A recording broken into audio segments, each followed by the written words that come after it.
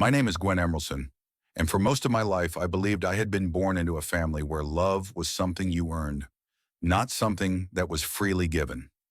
I grew up in Portland, Oregon, surrounded by rain-washed streets and quiet bookshops and the smell of coffee that always seems to seep into your clothes no matter where you go.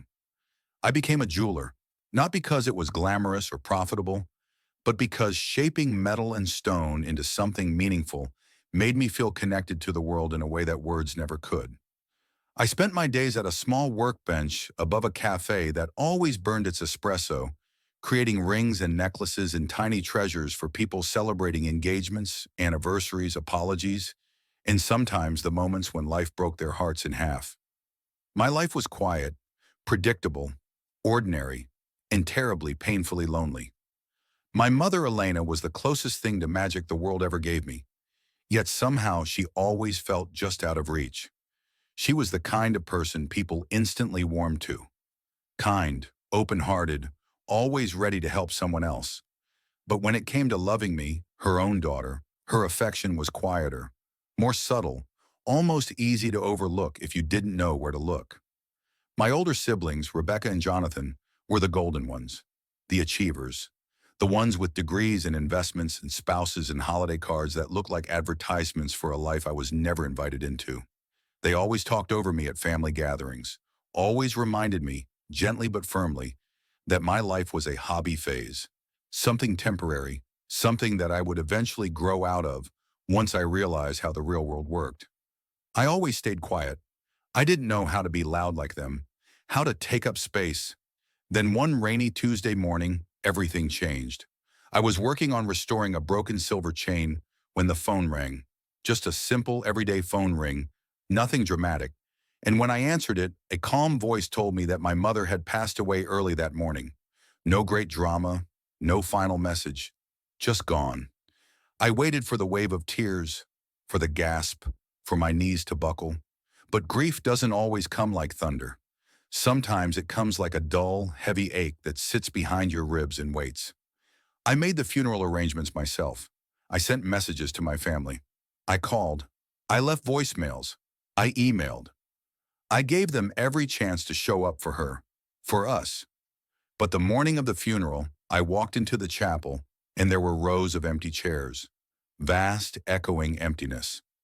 Just Father Thomas, two elderly neighbors who knew her from church, and me. No siblings, no cousins, no extended family. No one who shared her blood. Father Thomas stood at the front, hands gently folded, and began to speak about my mother, about her kindness, how she baked bread for neighbors, visited the sick, donated quietly to struggling families, taught children to read when the school could not or would not. He spoke about her like she was a saint, someone whose love touched countless lives.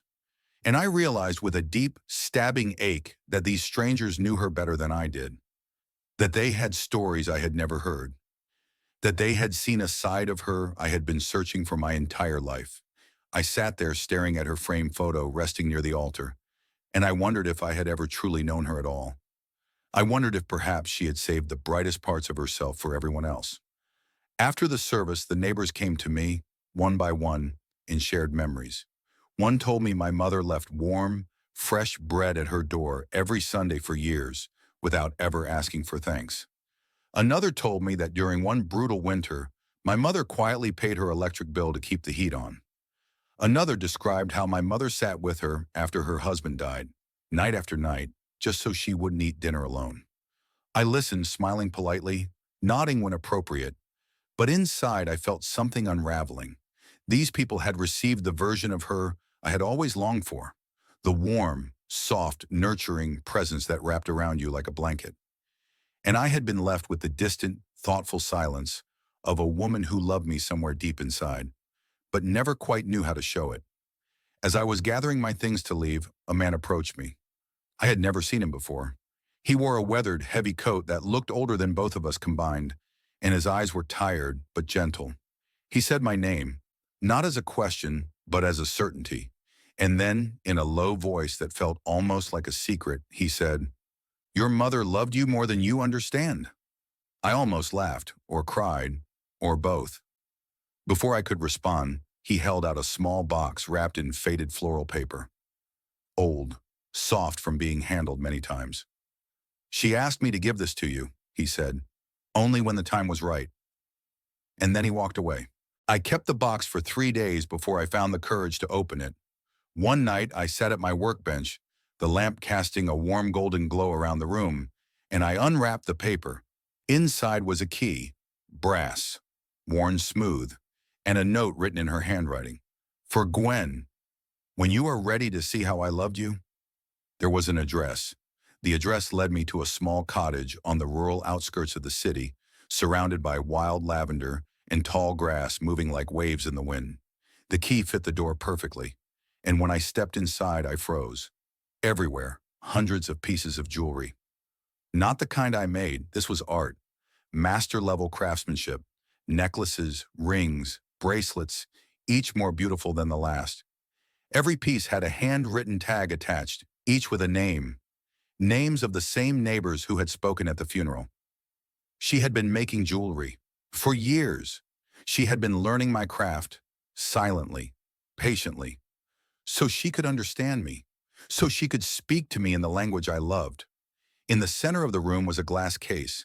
Inside it, a necklace made of silver and emerald, the stone cut into the shape of a small flame. The tag under it read, "For my Gwen, the fire I saw in you before you ever saw it in yourself." And that was the moment I finally cried. Not a pretty cry, not delicate, the kind of crying that shakes your entire body and makes you feel like you are breaking apart.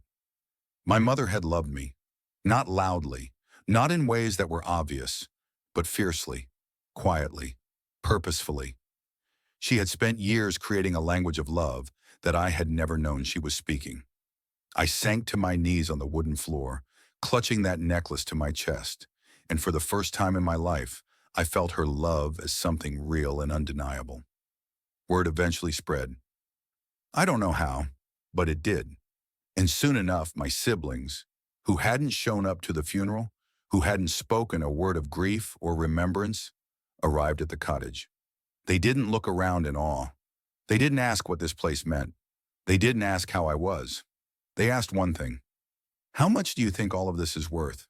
They called the cottage property. They called the jewelry inventory. They talked about appraisals, auctions, and profit splits.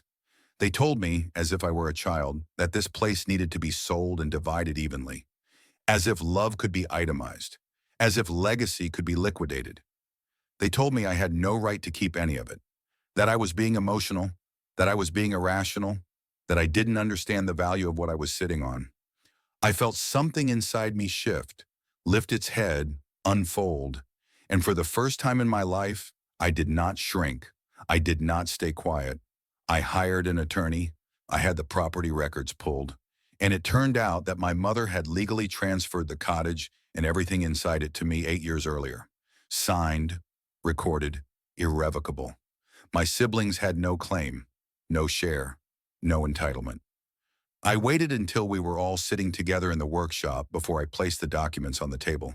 Calmly, quietly, the same way my mother had loved me. "She didn't leave this for you," I said. "She left it for me." Rebecca went pale. Jonathan's jaw tightened.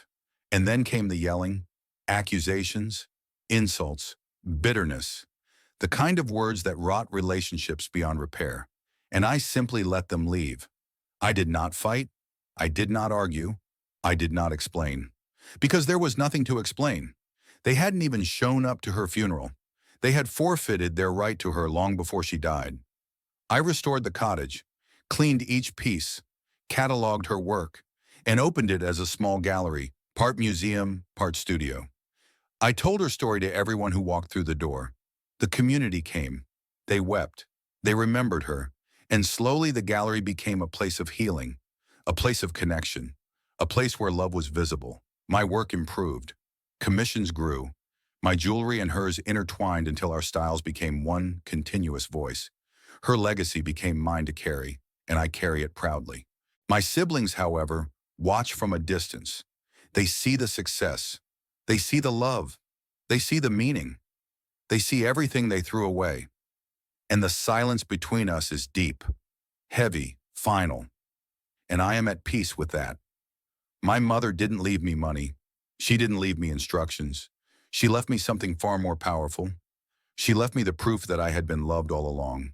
In the quiet, in the patience, in the understanding, in the flame-shaped emerald resting over my heart every day. Some people love loudly, some love softly, but love, when real, always leaves something behind. And sometimes the most beautiful revenge is simply living in the warmth of a love others were too